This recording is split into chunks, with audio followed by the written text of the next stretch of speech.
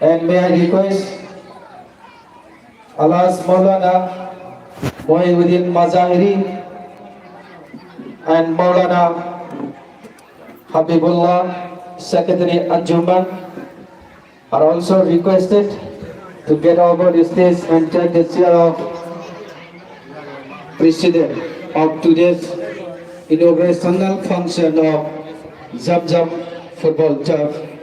Holy Victorian and be done.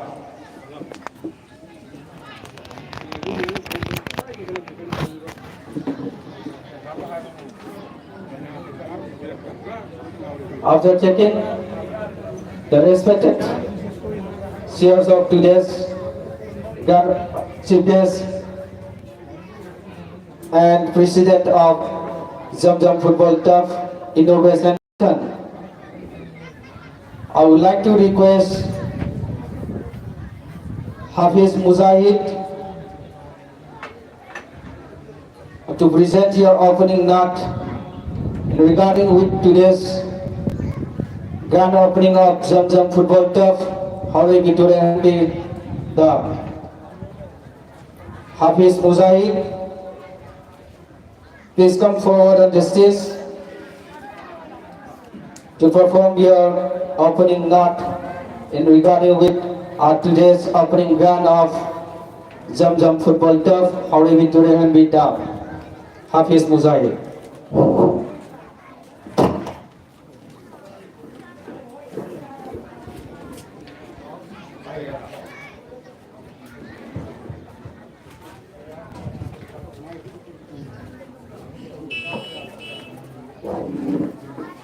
Assalamualaikum warahmatullahi wabarakatuh.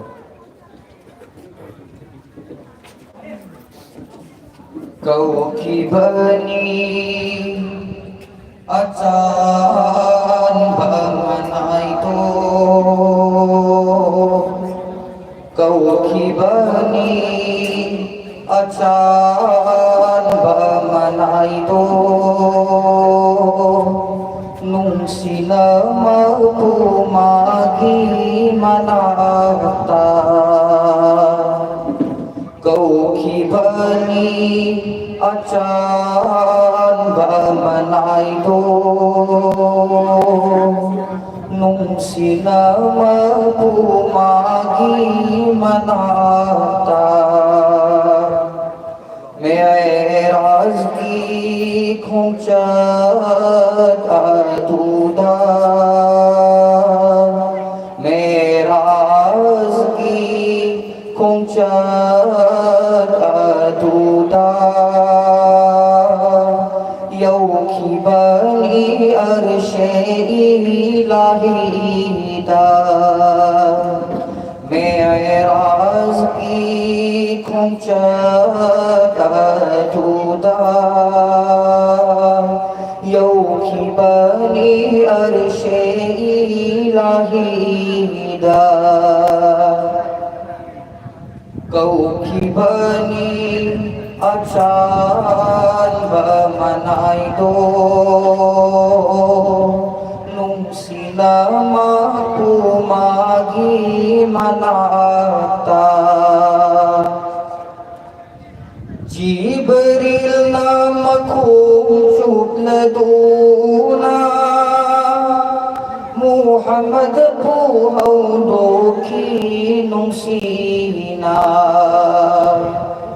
Jibril namakum subladuna, nung sinahaw doki Muhammad, Umne hani gisang gaidagi, Umne hani gisang gaidagi, Masjid-e Haram yauna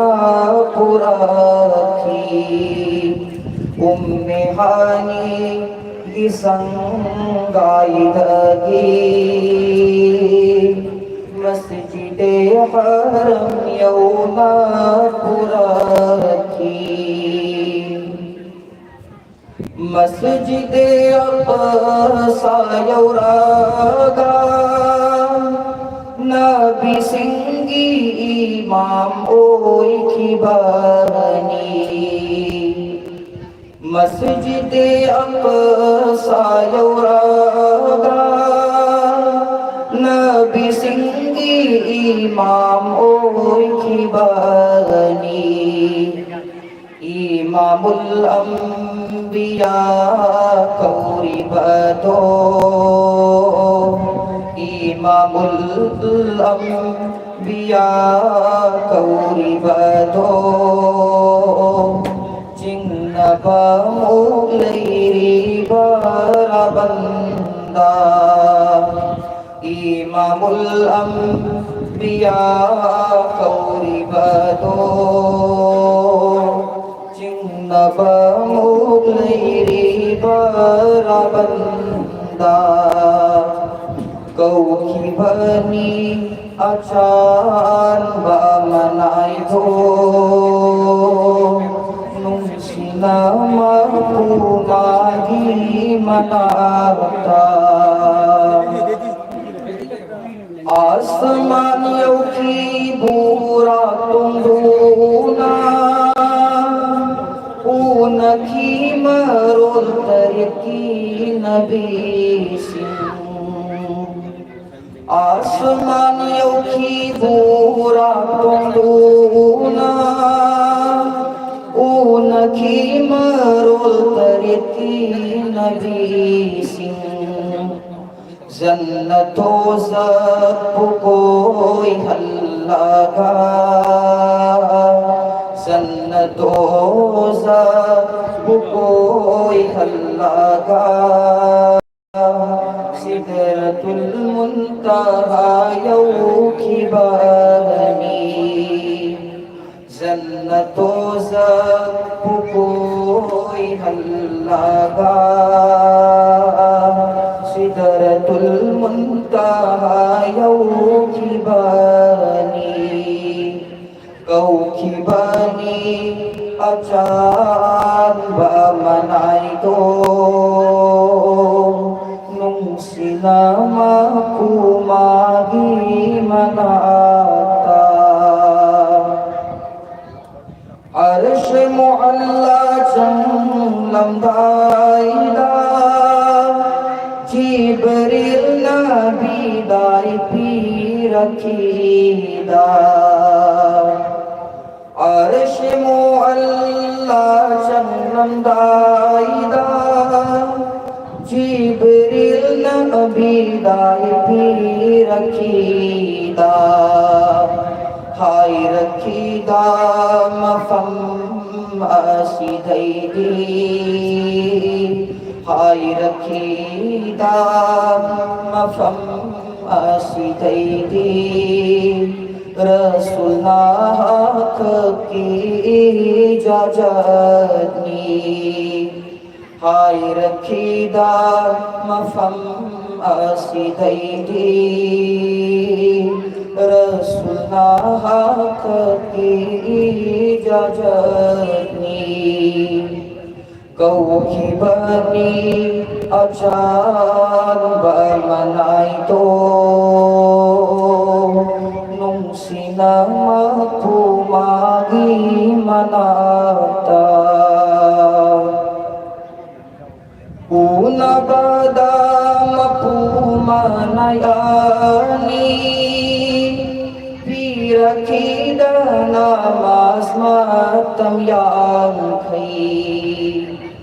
una badam pumanayani Pirakida namas matam yang khai Umat ki wakal tawnu bata Umat ki wakal tawnu bata Hantahan ki yang khai bu mangada Umat ki wakal tawru bada Hantahan ki yang kaibu mangada Kau khibani acan ba manai to cầu khi bani acan ba manai to nung sinama kumagi manata Zamin dasu asman dasu umat ki mai jaku ki mahaki Zamin dasu asman dasu umat ki mai jaku ki mahaki Tunggu indah nalili bato Tunggu indah nalili bapunsi Mai tunggu karam utuni nabida Tunggu indah nalili bapunsi Mai tunggu karam utuni nabida Kau kibani acan ba manai do Nung sinama kumagi manata Meraz ki khung chata duda Meraz ki kuncat aduda Yau ki bani arshe ilahida Kau ki bani acan ba manai to Nung sinama kumagi manata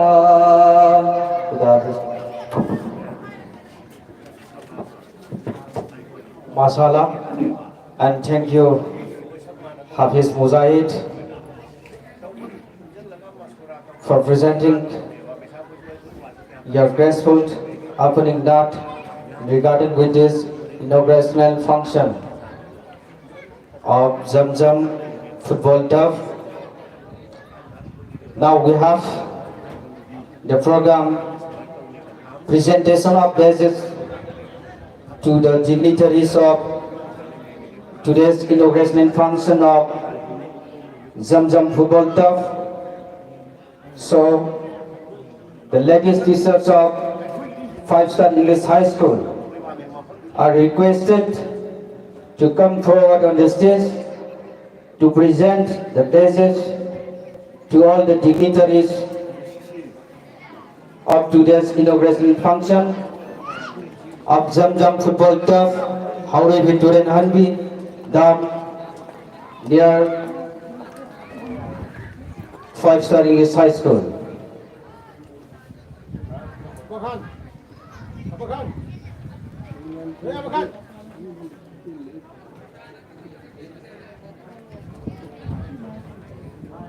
Presentation of base in the Dangyan fee.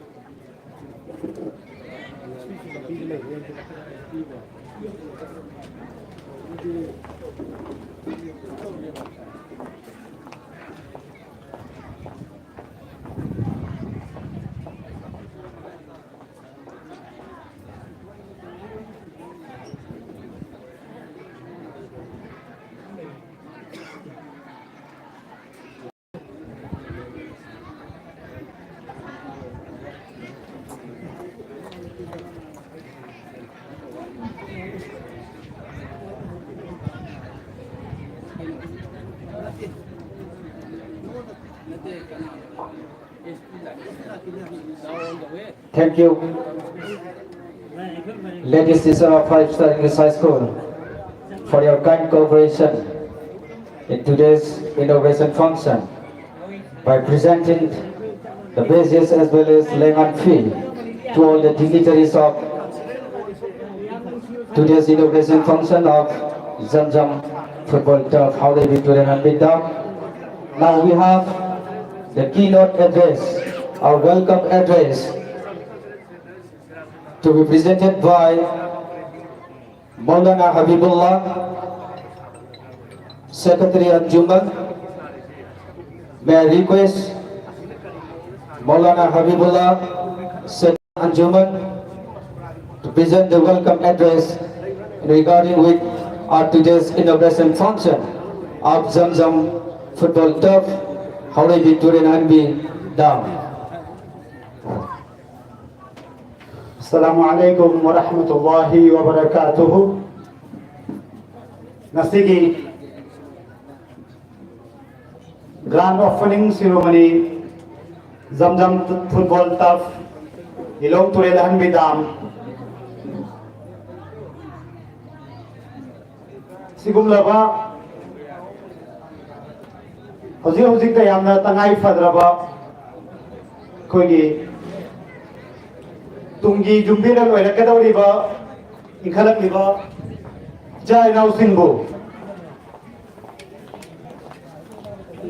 masamau fana amadi tinjang kaijang daba dumlaba kunayama oinana bagi pandamda nasigi first Lilong AC gi oiba hanba koigi Lilong AC gi oiba hanba pick level su pick na koigi 6 aside gi oiba Zamzam football turf fasi miyam da kusin na bagi tharomama pangthong na bagi damakta baton tawzaru bada yam harawna yabina kiba gai khomna deriba gasi gitsit guest की form long the लेंसिन दिगा दबा doctor S T बोम चासिंग MPS मार्क्सिपुंग अनि दा योरपगी lining लेने दो अभी कई बलेबा की सिचुएशन सिना बरम मारे हम जिक लंबी ददी लेरे मिनट अनि यो मरी मंगा ददी योसलानी इंशाल्लाह डॉक्टर एस टी बोम चासिंग MPS supreme of police Thoubal अदुगा हिंदोक फैदोंना इकाई खुमनजरीबा ayakiyamba Alhaz Abul Kalam MPS Hagai sing haragadi akoi ki Pangal Kunaida Makumbam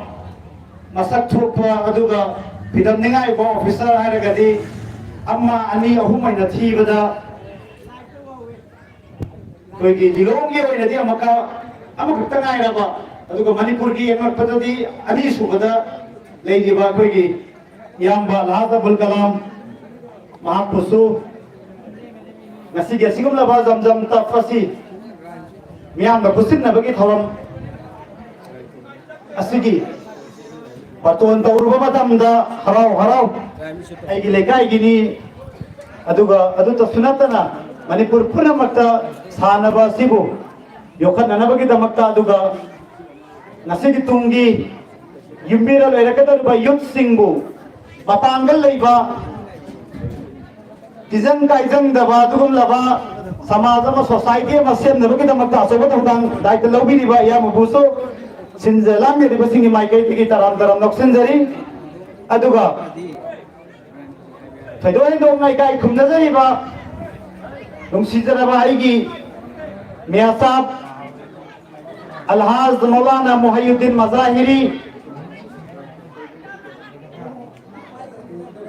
Asigum laba Samaja sida society sida Tungi yumbire lo nakadari ba isa inaw singgu Drak tagi nishadagi Moibu uthurak laga Adugum laba Pasabu papa samajama Education ki lamda amadi sports ki lamda Yamna chang laiba Kunaya masem nabagi damakta asoba daita laubiriba United Matai Pangal Committee Manipur ki President wana thopubiriba aduga akoi ki Anjuman Islami Muashara Lilongi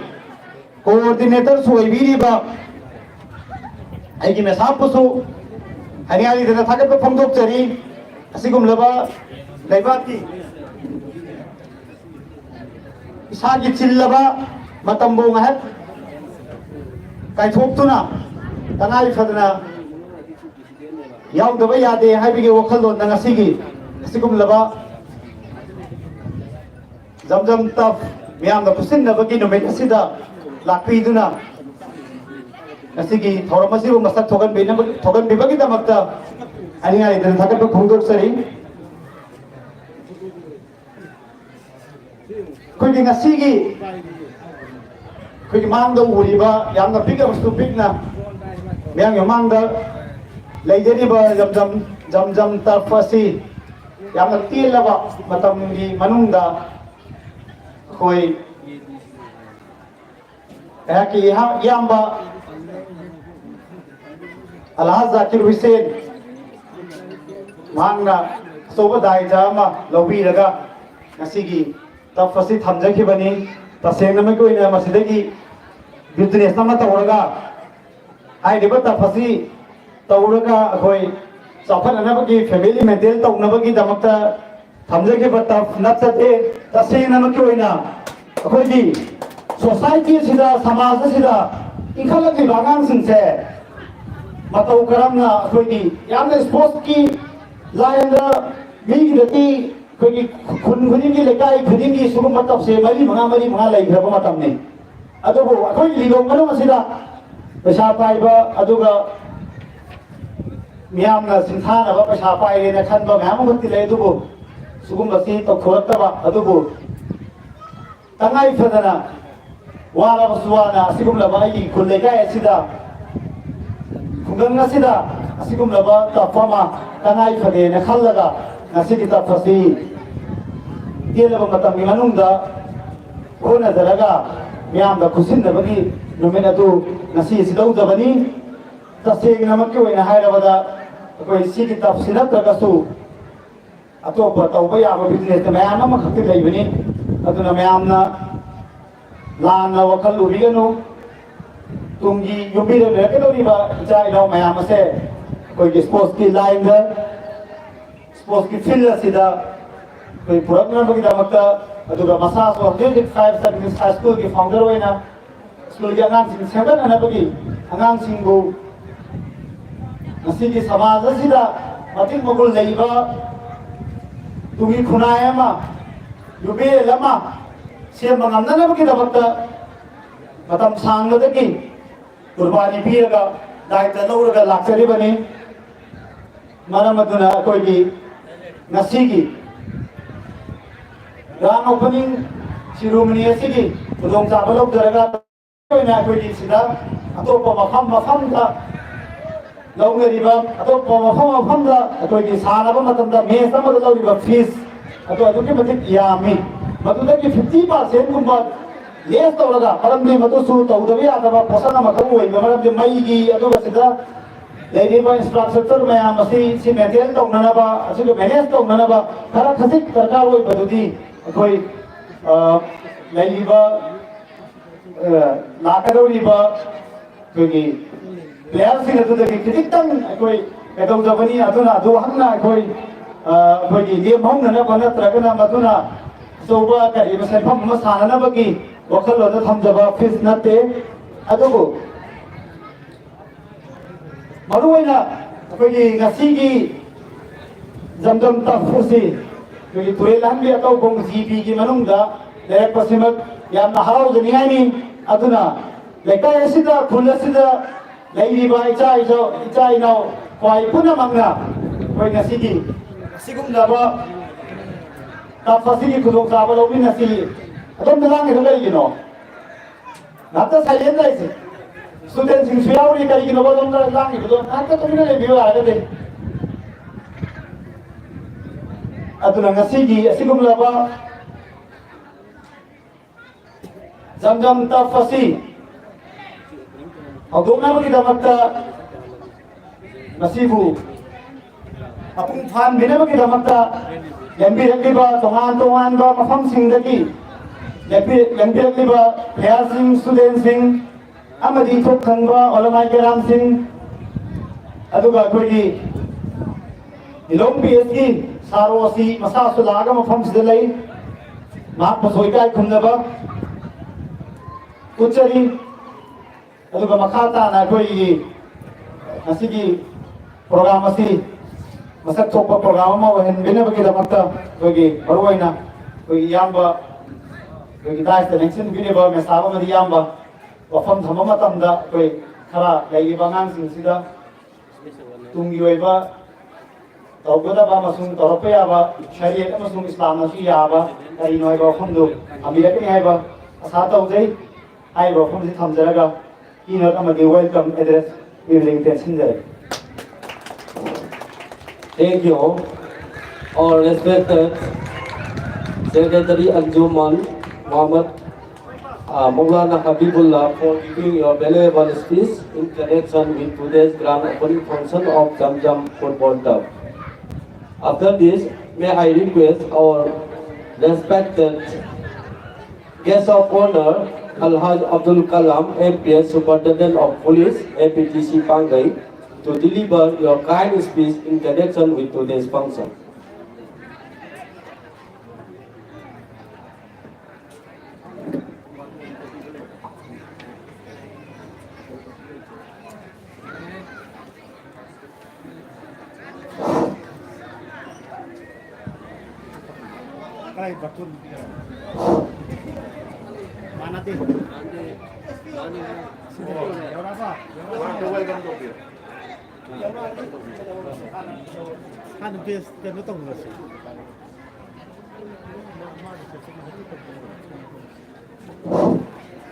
Now,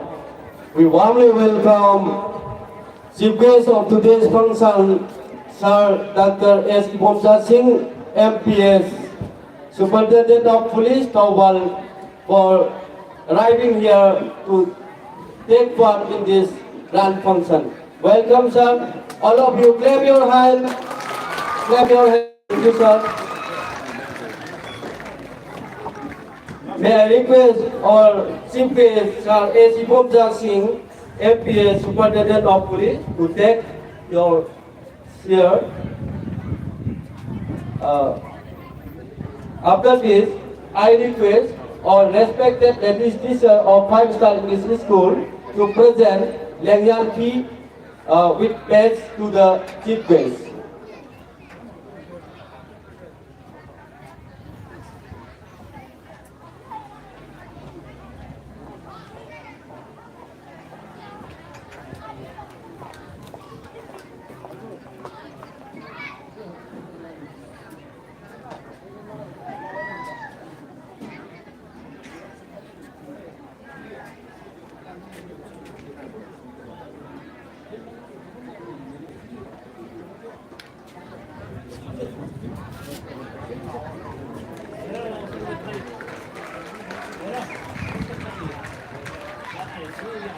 Thank you. As per schedule of this program,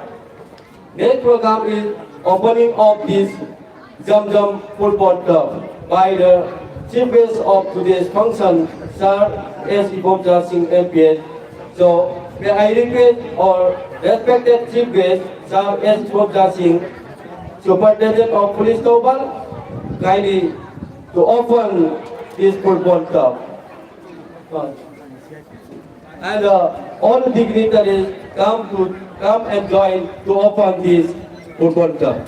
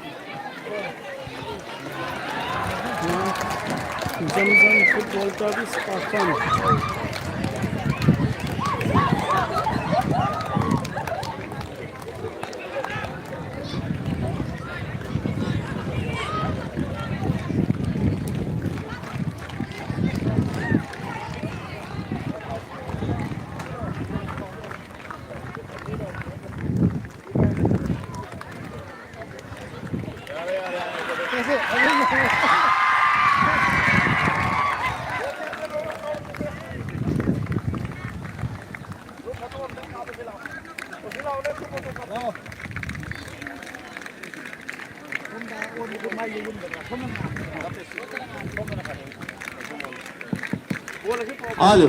Thank you all the audience. Football fan of this grand function. Please give a big hand. Thank you. All respected chief guests,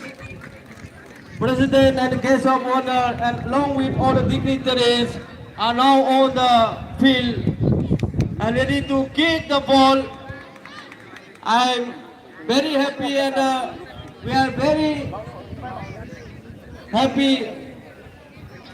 this moment.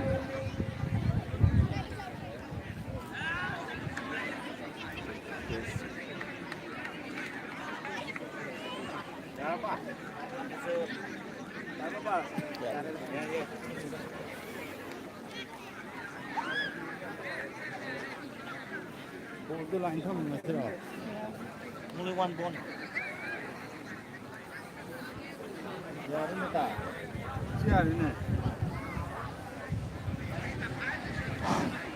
Miko kasi magkada kasi ki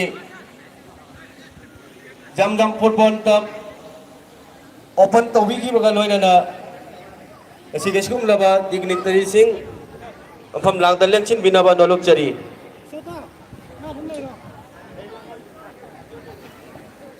After this, I would like to proceed to this program. Now, may I request Sir Alhaj Abdul Kalam, MPS, Superintendent of Police, APTC, to deliver your kind speech in connection with today's function.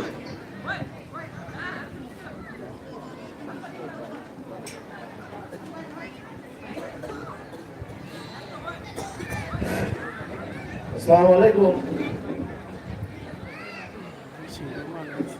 Rasigi nama yamna singli uthaba yamna phajakraba yamna maru uthaba rasigi nama jamjam aikoi gi nungsiraba aikoi khudima ki thamoi de yaudana leiraba aduma Allah Rabbul Izzat ki rahmat ki mafham oiriba aduma Makkah Sharifta leiriba aikoi gi rahmat pumba ki horfam oiriba aduma jamjam guha adugi maming lawraga gasi lilo hauri bi turen handi dam maningda 5-star English school gi maningda ngasi sangga ga doriba sangga graba asigum laba yamna iyeng mada punging huraba punging nungsiraba jamjam turf asigi grand opening ceremony asida Zigwes ki pambam langda lengsing biriba ikai khumnazariba Sri Dr. S. Ibom Sar Singh MPS Superintendent of Police National Officer of biriba agi nungsizaraba sar ikai khumnazaraba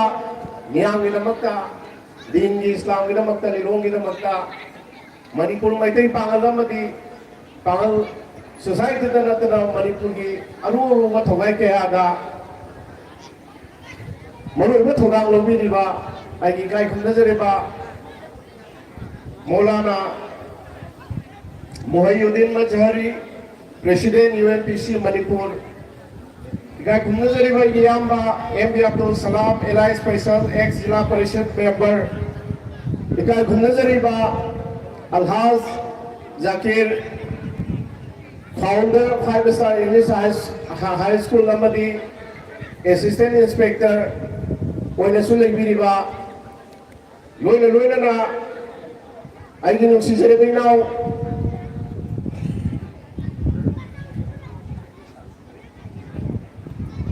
ꯍꯕꯤꯕꯨꯜꯂꯥ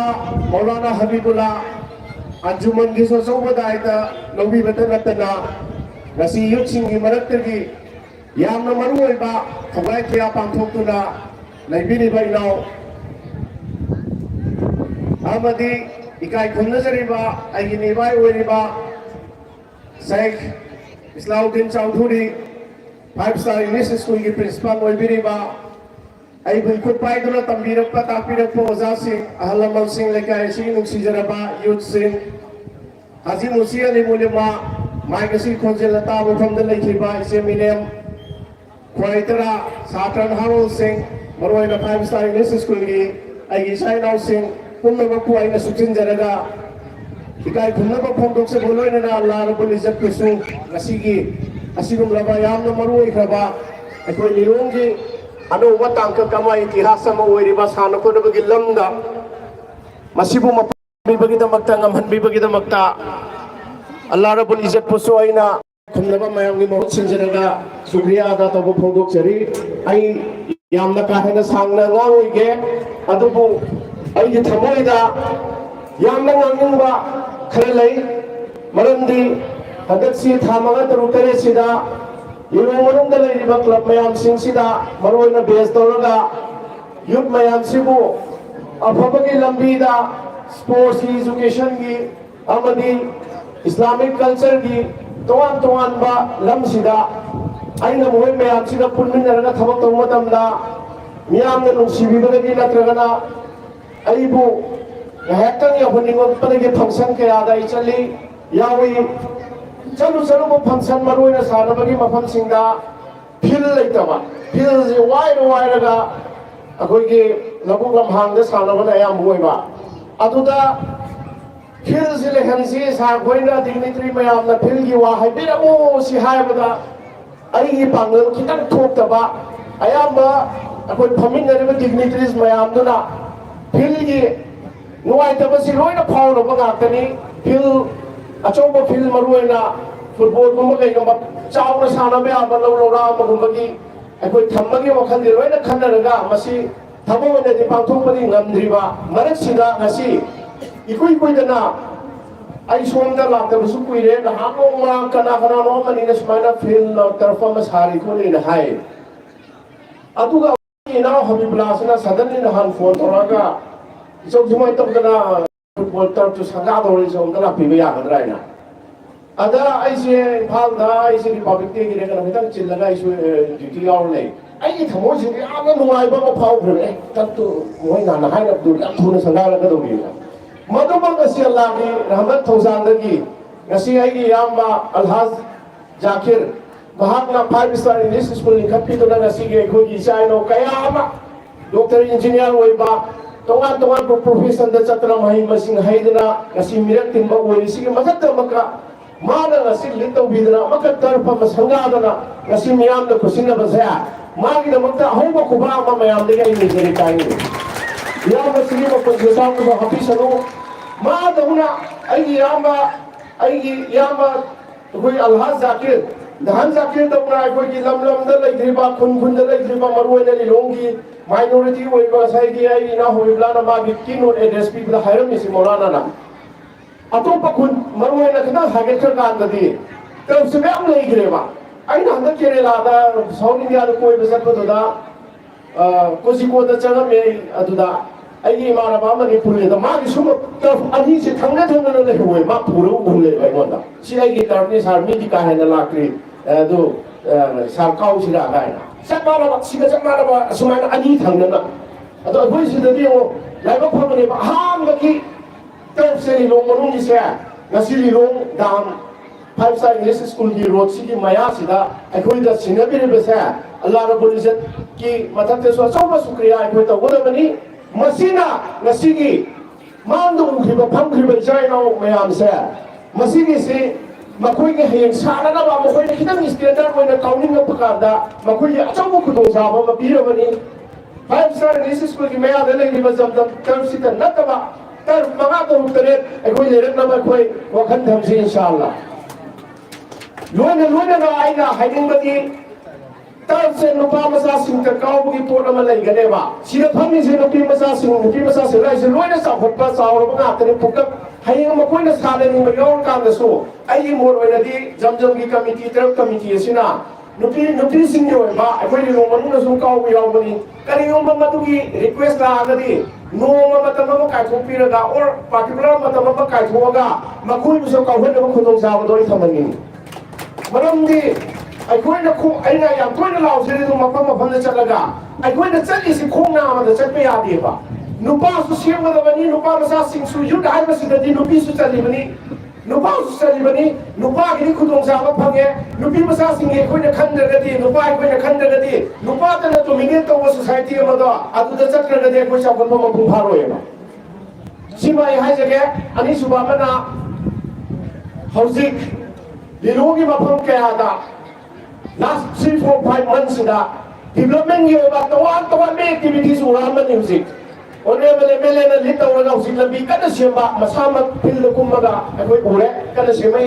मसीद मुक्त सु कोई live फमनी माग दो तो सुधवा तो सी ओने मेले ने number कुछ तो रक्षनो कोई ने नंबर कुछ तो सी पुने तो मिलने में योग सब को हेंसी करी गाइड ये बया चाहे तो है मसा inclusive होने सकते हैं बने बा inclusive है कि पूरा पूरा कोई में हमसे वो ज़्यादा ना बना साथ तांग पा साना में आप पठान लोग सी नरंग लोग सोई पठान की दिवार पर होंगे ना असों मोई तो इसे तवी पठान ने सी दिलोंगे असों में मिक्स पुकले फुटबॉल की लम्बा दिलोंगे यूनाइटेड क्लब पुशन लगा क्लब में घी मरी पुल लगा असों में एक्टिविटी में हम तो रहे असों में ना उसी अगुई की एंटी सोशल एक्टिविटीज की लम्बा सुअन जो मैंने 17 लगाए देखी असों बा एंटी सोशल एलिमेंट्स की मथक्ता मकोई को महत्ता हन्मा मकोई को फत्ता बदली कर गिरबा अचोब प्रोग्राम में पाइथन के निहार में को था बदल के पाव फंगे है ना अंजुमन तो कोई में सपोर्ट तो सेवा करी गाय के बा अंजुमन फते न लाउरी में कोई से अंजुमन असली लोंगे न बतो लोंग मरू बरत चलगा असली लोंग एंटी सोशल एलिमेंट की कन्मन न होना क्रमने वा अदुने ने बाइन अंजुमन ते कोई संसन से लाउरी से अदुगा Medical लंदसु English school 5-star English school लेने सुनाना इंग्लिश स्कूल प्राइवेट स्कूल दा थारी बमायाम से मामा मायाम से या मोना थाम ना कनेबा अदुना कोई की साइ नाउसिंग से कोई न कंपटीशन की लम द पूरगा कंपटीशन कुछ की कच्चो कंपटीशन ने ला सी साइ नाउसिंग मखोय अंगांग सिंग सिटी याम मुन खंति रोय कोई गाजियन फमी में कोई न भापता गदबनेबा हौसिक कंपटीशन से मी लिसिंग अमदा अमख खननेबा मी सा अमदा अमख खननेबा अदु अनगदे कोई साइ नाउसिंग से हौसिक के होना ग्रामेटिकल पोर्शन के होना जीके के होना मैथमेटिक्स के होना नान मसे पर लोन बा पर्सनालिटी ओवरऑल डेवलपमेंट देखो अंगांग सिंग से सेम दरकार होयबा लोन ना अकोय पॉलिटिकल की लंग सोइना हनिंग बसे था तरु खते द पॉलिटिक्स तो बियो दरकार होयबदो ओइदमा पॉलिटिक्स को तम लोइ सेवा होटल द फम से अफपदा कोई मसवरा तो सेवा पॉलिटिक्स का ना दबा माना ताज ने हर करी अमना नसीर ने हर करी अमन अतुई ने हर करी काना दबदा अतुई बहुत काना बदल खुद पुलगा थबक तो मिले से मफम मसी थमजरी लोन ना आइना टेंशन आकांदा दांग एरिया से अखोई दांग एरिया से अखोई दमक ती लाइब खोई के फबने मरमदी लई के दबा अखोई के मणिपुर के आदाम मनी अलहाज मरहूम आलिमुद्दीन ना आदाम से कोई रियासी तो साबियम बने सिदगी हन लेबा खोमसी कोई कदाय द लेके देबा अदुबु अखोई न फतबदी हुको अखोई न फतबसी होबा अलहाज आलिमुद्दीन सी मिनिस्टर ऑफ मणिपुर इन माग संगारम बकी मरबल द मागी ममिन हाद छेत पदु मोमला छेलग थुबाई रिमने सी कोई बाता सी अदुना सुलम फतबकी एंटी सोशल होबा करिका ने असुचो बतांग स्ट्रक्चर मतुदा अखोई की मणिपुर की मनी ओरिबा अल्लाह ने आवाम में जगत की थाते थम्बी इमोशनल कोई मामला में ममिंग दो तोना छेलग थुबाई रिमने नसी आई खंगौ रिमने आमोइना मसीसो मरी लेनबा ऑथोरिटी दा हायरगा मागी ममिंग दो मरबल न हागा अमो हलगा को चेसिल लंजई मसिनो आय कदरागी थमोद लेबरी अदुगा दाम एरिया सिदा एंटी सोशल एलिमेंट की थबक से कोई तहन लोई सेवा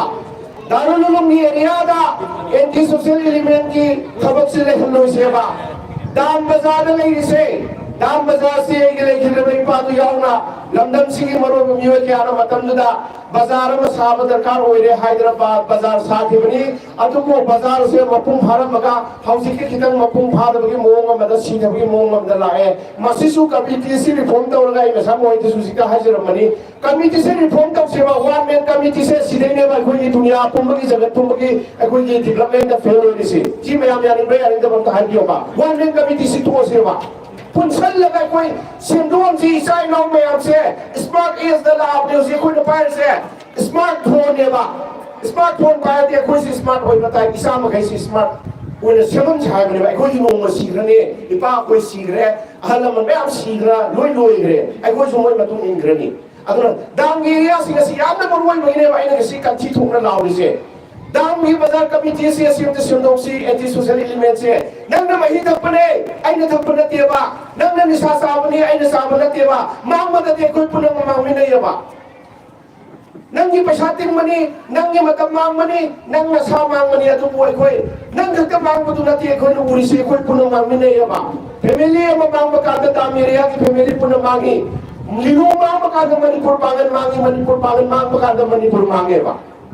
Nakoi nanti kalam mereka, magi matau nanti mana laurisi, magi matau nanti anjungan nanti taurisi, magi matau nanti dhanjak kene taurisi, cuma nak kalam mereka tu Hingin na bahai makan sila ay kong te hingmi ate ba. Nungay min na siya harga de koi punan nungay min na ba madakar wo ba to namse ay am sungat na roge ikai gomna jani ba thobal ki koi di speech mo na pubire ba sari pom chala masu ay ka concept yam na mane expected charge masu anti social element ja yam na koi charge masiki against na lai bani ata chini lai ni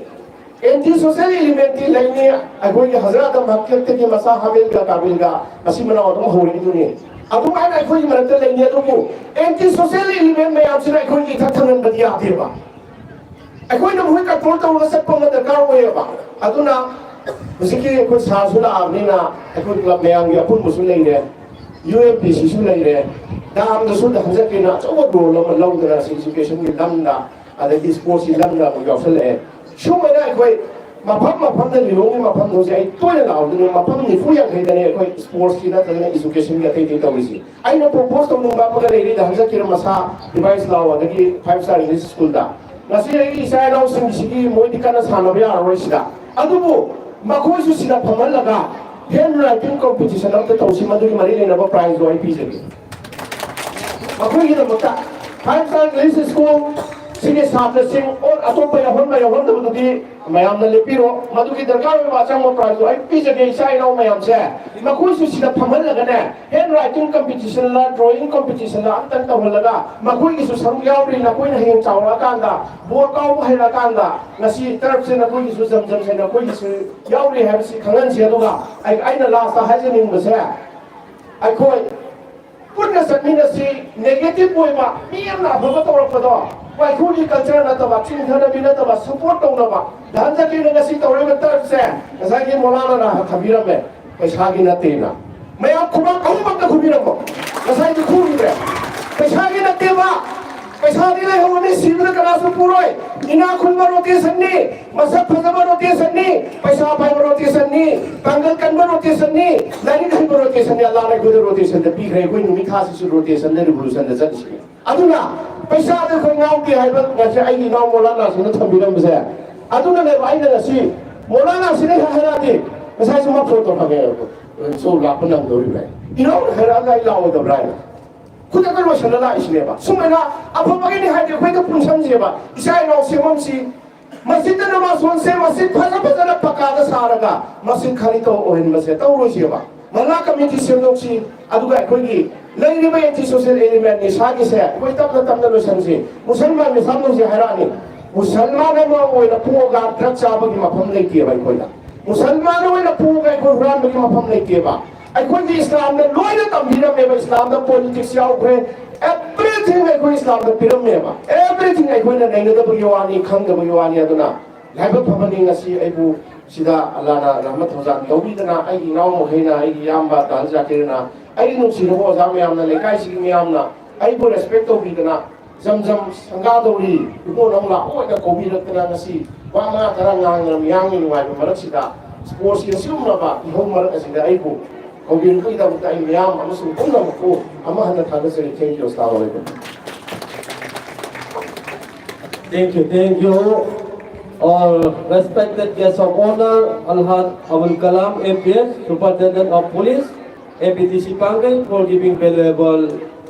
speech on this very auspicious grand function. After this,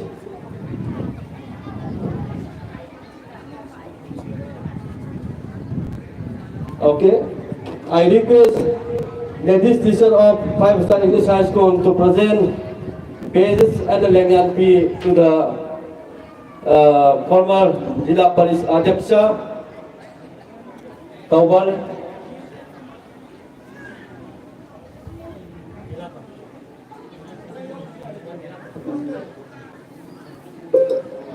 Once again, I request ladies teacher 5-star English High School to present. Okay. Okay, next program is very entertainment program from the students of 5-star English High School. Rhyme presentation by the students of 5-star English High School. Rhyme to be presented by Aisa and her party pre-nursery. Pre-nursery students will present rhyme. In the meantime, I also request two teams of opening friendly match, Anjuman FC Lilong as well as Ultra Legend FC. Please come in the field and kindly dress up and warm up.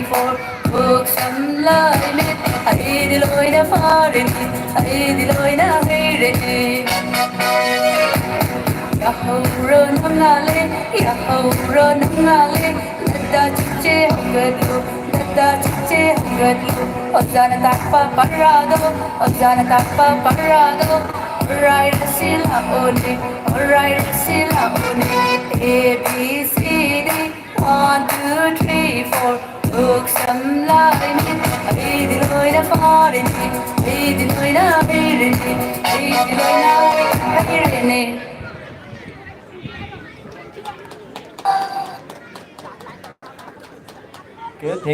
thank you, very beautiful. 50-film rhyme has been presented by Aisha and her party, pre-nursery students of 5-star English High School. After this, may I request Dr. S. Ibomsar Singh, MPS. Kau Anjuman ka kasi Today's function to deliver Ultra Ligel ka. valuable speech in connection with today's grand function. warm up tawre sigi angang kangbu sina Anjuman ni aduga song blue kangbu sina Ultra Ligel kangbu ni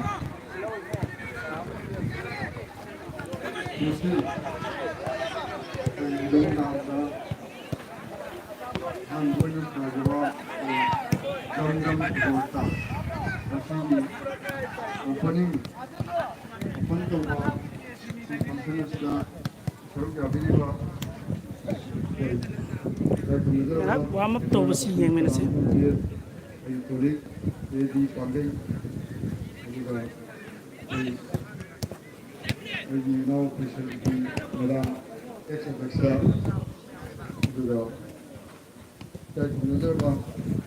Alhas Maulana Wahidin Wazairi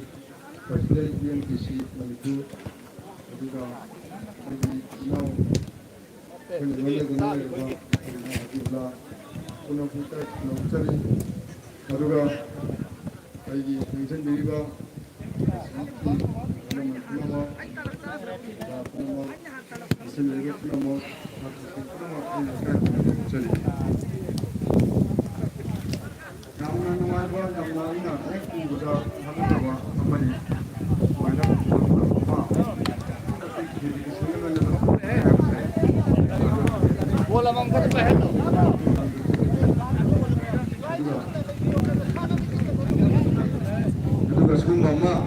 Lerakasina ay